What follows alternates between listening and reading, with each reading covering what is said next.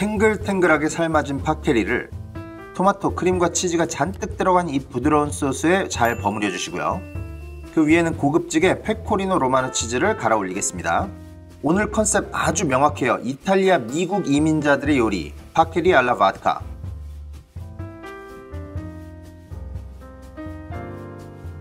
예, 오랜만에 뵙겠습니다. 더 프로키친입니다. 오늘 만들 파스타는 파케리 알라 바드카. 파케리라고 하면은 좀 생소하게 생각하시는 파스타일 수도 있는데, 이 보시면은 가운데가 이렇게 뚫려 있는 튜브 모양의 파스타고요.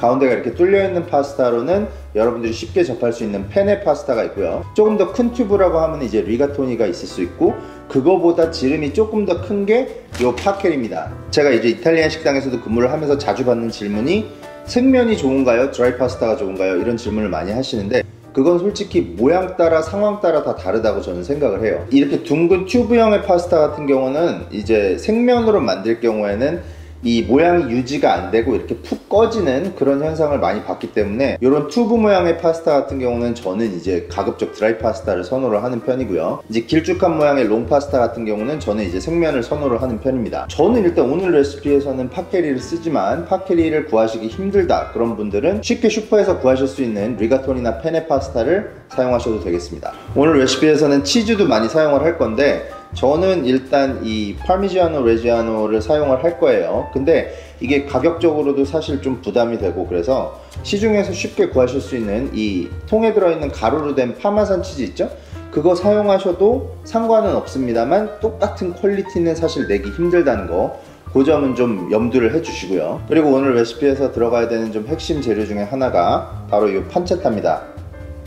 판체타를 쉽게 말씀드리자면 이제 이탈리아 애들이 먹는 베이컨인데, 판체타와 베이컨의 가장 큰 차이점이 뭔가요? 라고 물어보신다면은, 판체타 같은 경우는 이제 소금에 절여 놓은 삼겹살 그 자체를 얘기하는 거고, 베이컨 같은 경우는 소금에 절인 다음에 훈연을 합니다. 그걸 이제 주로 핫 스모킹이 아니라 콜드 스모킹을 하는데, 미국식 바베큐 같은 거 보면 이렇게 핏 같은 거 있잖아요. 그 핏 안에다가 장작을 넣고 태워서 그거를 조리를 하면서 훈연을 하는 거를 핫 스모킹이라고 하고, 콜드 스모킹 같은 경우는 직접적으로 열이 닿지 않는 경우에서 훈연한 그 연기만 쐬게 해주는 거를 이제 콜드 스모킹이라고 합니다. 그래서 대부분의 베이컨은 콜드 스모킹을 거쳤기 때문에 조리를 해서 드셔야 되는 거고요. 판체타도 마찬가지입니다. 스모킹 전혀 안 했기 때문에 이건 그냥 생고기라고 보시면 되겠습니다. 자, 좀 설명이 길었는데, 이런 식재료들을 갖고 이제 어떤 요리가 탄생하는지 한번 보시겠습니다. 이렇게 큰 양파까지는 사실 필요 없고요. 미디움 사이즈, 조금 더 작은 양파 쓰셔도 괜찮습니다.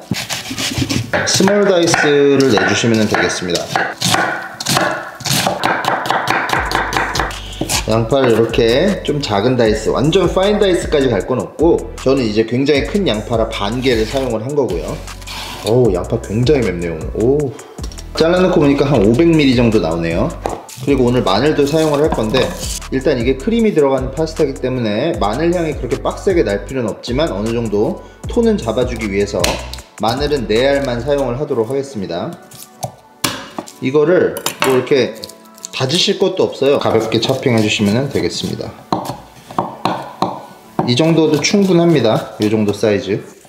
그래서 얘는 양파랑 그냥 같이 넣으셔도 돼요. 들어가는 타이밍에 어차피 같이 넣을 거기 때문에 이렇게 보관해 주시면 되겠고요. 이제 파스타이기 때문에 저는 이제 이탈리안 파슬리를 준비했는데, 곱슬머리 파슬리를 쓰셔도 전혀 상관은 없습니다. 이건 이제 잎만 따로 분리를 하셔서, 반컵이 제가 항상 이제 제 채널에서 말씀드리는 컵 기준을 이제 양식 기준으로 보다 보니까, 서양에서는 이제 한 컵 기준이 250ml거든요. 근데 한국은 200ml잖아요. 그게 조금 차이가 있는 것 같아서, 이제 제가 말씀드리는 항상 컵 기준은 이제 서양 컵 기준입니다. 그래서 250ml 반이니까 125ml 준비를 해주시면 되겠고요. 차핑한 기준으로요. 잎사귀가 있는 그 허브류 너무 빡세게 자르지 마시라고. 이 허브에 있는 향이 다 그냥 도마에 흡수돼서 날아가 버리죠. 판체타를 준비를 했는데, 자, 생각해보세요. 제가 오늘 4인 기준으로 레시피를 준비한다고 했는데, 판체타는 요만큼밖에 없어요. 근데 4명이서 먹기에는 턱없이 부족하죠. 그 말인즉슨 파스타에 이걸 이제 고기로서 이제 취식을 하겠다 그런 의도는 없는 거고, 여기서 이제 기름을 뽑아내서 풍미를 더해주려는 그런 목적으로 준비를 한 거죠. 그냥 뭐 고민하실 거 없이, 이건 그냥 다이스, 스몰 다이스 있죠? 양파 썰었던 사이즈 정도? 그 정도에 맞춰서 썰어주시면 되겠습니다.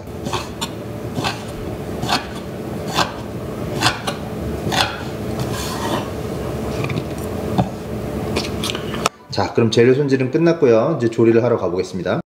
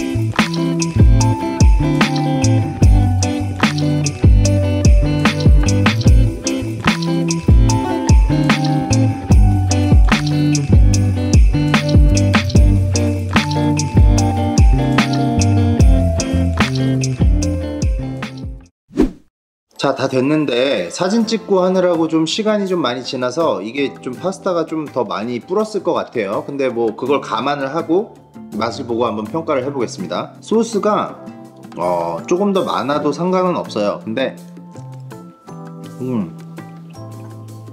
여러분들이 생각하시는 그 로제 파스타 맛이 난데 그거보다 조금 더 이렇게 진하고 풍부한 향이 나죠. 재료를 뭐 좋은 거 썼으니까. 이 소스를 만드는 과정에서 양파를 먼저 볶잖아요. 그 과정을 조금 더 길게 하셔도 될 것 같아요. 이게 뭐 양파가 씹히는 식감이 그렇게 나쁘거나 거슬리는 건 아닌데 조금 더 조리를 했으면은 양파의 그 은은한 단맛? 그게 조금 더 나와서 소스가 더 맛있었을 것 같고, 지금 이 농도라든가 이 점도라든가 소스의 이 양이라든가 이런 거는 지금 4인 기준으로 파스타를 조리했을 땐 딱 맞는 것 같습니다. 채소를 볶는 과정에서 눈치채셨는지 모르겠지만 제가 소금을 안 쳤어요, 일부러.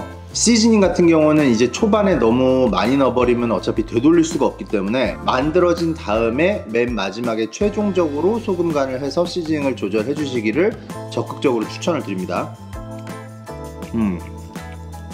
드라이 파스타 그 면에 표기되어 있는 조리 시간 있잖아요. 그걸 웬만하면 준수해 주시는 게 좋은데 이탈리아 제품 같은 경우는 조리 시간이 딱 알덴테에 맞춰서 나오기 때문에 웬만하면은 이제 그걸 준수를 해주시면 좋은데, 저는 얘를 이제 소스에다가 한 번 더 조리를 할 거기 때문에 14분 하라는 거를 12분만 했어요. 근데 그게 지금 사진 찍고 뭐하고 자시고 했는데도 전혀 안 퍼지고 딱 좋습니다.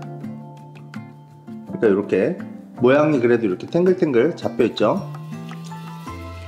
이게 이제 보드카를 넣느냐 안 넣느냐의 차이에 대해서 궁금하신 분들이 있을 텐데, 왜냐하면 이게 크림이 들어가서 토마토 소스의 그 산미를 좀 이렇게 중화를 시켜주잖아요. 근데 크림이 들어가면 좀 너무 좀 이렇게 눅지는 그런 느낌이 날 수도 있는 거를 보드카 향이 은은하게 있으면서 그거를 좀 약간 샤프하게 받쳐주는, 이렇게 밸런스를 잡아주는 역할을 좀 해주고 있는 것 같고, 토마토랑 크림이랑 치즈랑 파스타랑 들어가서 바로 조리한 건데 이게 맛이 없을 수가 없지.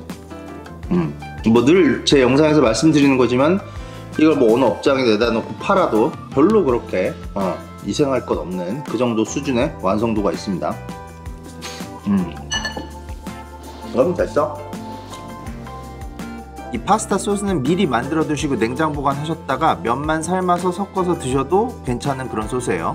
그동안 현업이 너무 바빠갖고 영상 제작을 좀 못했는데 기다려주신 많은 분들 정말 너무 감사드리고요. 그럼 전 다음 시간에 또 좋은 레시피로 찾아뵙겠습니다. 감사합니다.